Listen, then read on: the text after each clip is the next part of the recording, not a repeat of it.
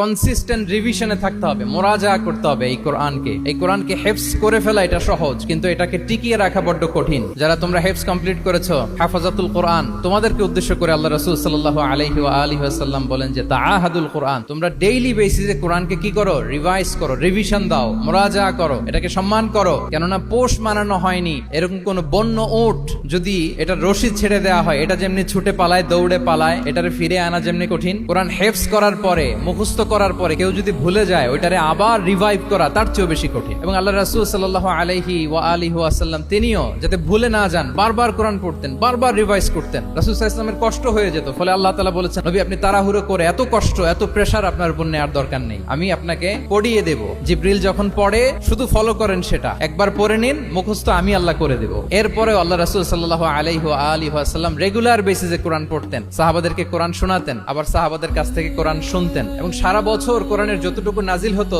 রমাদান আল মুবারাকে জিবরিল আলাইহিস সালামের সাথে রিভিশন করতেন। যে বছর তিনি ইন্তেকাল করবেন, ওই বছর দুইবার তিনি গোটা কোরআনকে জিবরিল আলাইহিস সালামের সামনে পেশ করেছেন, শুনিয়েছেন। তাহলে এটাই হচ্ছে সুন্নাত। তিনি তো পৃথিবীর প্রথম হাফেজ নাকি? উনি রেখেছেন কিভাবে কোরআনকে? প্রিজার্ভ করেছেন কিভাবে? রিভিশনের মাধ্যমে। You have to revise a lot, you have to recite a lot. এটা আমাদের মনে থাকবে তো নাকি? শিক্ষার্থী বন্ধুরা আওয়াজ করো, মেক এ নয়েজ।